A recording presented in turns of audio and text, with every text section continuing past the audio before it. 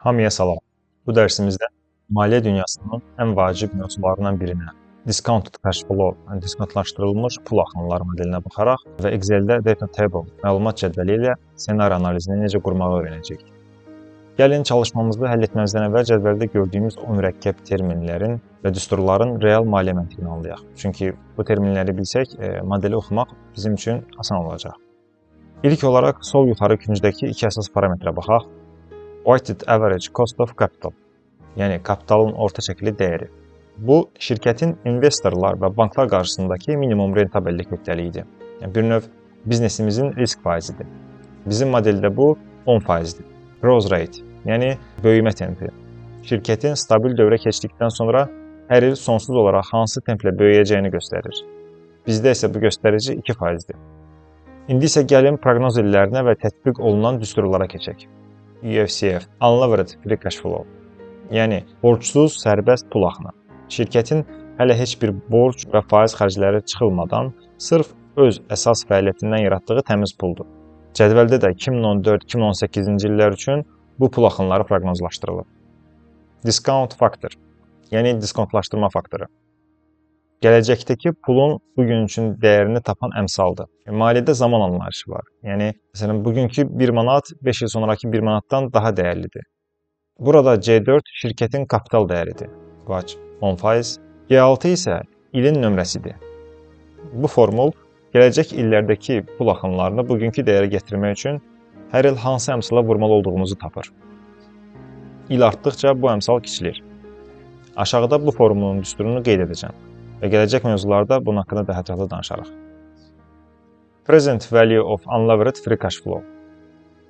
Biznesin birinci ildə yaradacağı sərbəst pul axınının bugünkü real dəyəridir. G8 xanasındakı pul miqdarını yuxarıda tapdığımız 0,91 diskontuna əmsalına vururuq və tapırıq ki, bir il sonra əlimizə keçəcək o pulun bugünkü dəyəri əslində $16,000. Present value of unlevered free cash flow. Yəni, sərbəst pul axınlarının bugünkü dəyəri.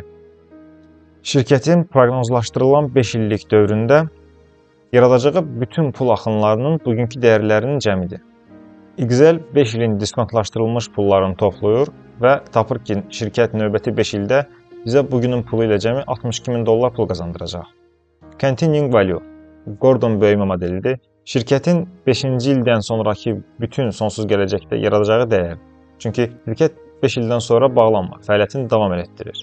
Düstur sizi çaşdırmasın, dediyim kimi növbəti dərslərdə düstur haqqında daha geniş bir süjet hazırlamaya çalışacağam. K8, yəni 5-ci ilin pul axını götürülür, daimi böyümə tempi qədər artırılır, yəni 2% və kapital dəyəri ilə böyümə tempinin fərqinə bölünür, yəni 8%. Nəticədə gələcəkdəki sonsuz dəyər $234,000 tapılır. PV of Continuing Value. Şirkətin gələcəkdəki o sonsuz dəyərini, yəni $234,000 5-ci ilin diskont əmsalına vuraraq bugünə gətiririk. Və tapırıq ki, o gələcəyin bugün üçün dəyəri $145,000. Daha sonra Enterprise Value. Şirkətin ümumi biznes dəyərini göstərir. İlk 5 ildə qazanacağımız pulun bugünkü dəyəri ilə $62,000 ilə 5-ci ildən sonraki sonsuz gələcəyin bugünkü dəyərini toplayırıq. Yəni $145,000 toplayırıq. Və nəticədə $208,000 alırıq. Sonda səhmdarların xalis payını artırmaq üçün Enterprise Value-dan Financial Liabilities-i çıxırıq, yəni maliyyə borclarını çıxırıq. Üzərinə isə kassadakı kəşi gəlirik. Nəticədə tapırıq ki, Equity Value $165,000-dır. Yəni səhm dəyəri hal-hazırda xalis sahibkar dəyəri bunu göstərir. Terminləri tam anladıqsa, indi isə keçək bizə verilən tapşırığa. Tapşırıqda deyilir, Watch və G parametrlərindən istifadə edərək şirkət dəyəri üzrə sensitivity analizi həyata keçirin. Çünki reallıqda Watch 10% yox, məsələn 11% ola bilər. Ya da böyümə tempimiz 2% yox, 1% ola bilər və s.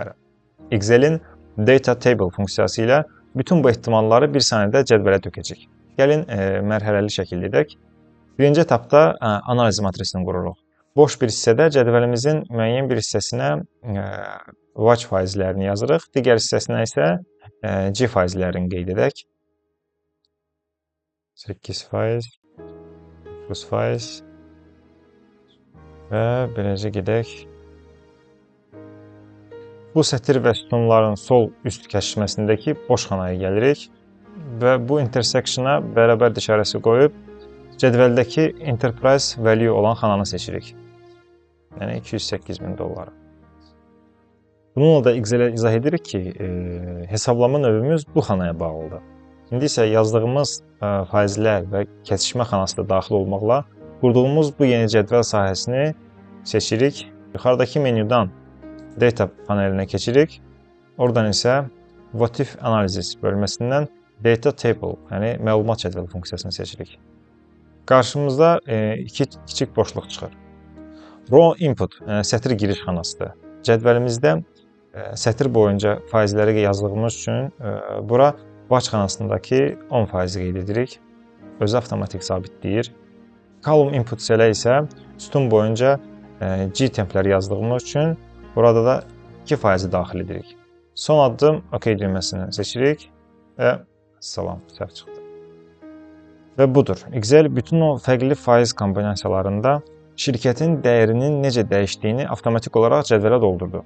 Yəni, diqqət etsəniz, cədvəldə yenidən 10% və 2% kəsişməsini götürsək, $208.000 görəcəksiniz.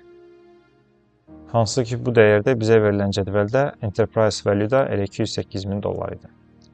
Bu fənd yüksək səviyyəli menecerlər və maliyyəçilər üçün qərar vermədə ən sevilən alət rolunu oynayır. Dərsimiz bu qədər idi. Növbəti Excel və maliyyə dərslərində görüşənədək videonu bəyənməyi unutmayın. Sağ olun.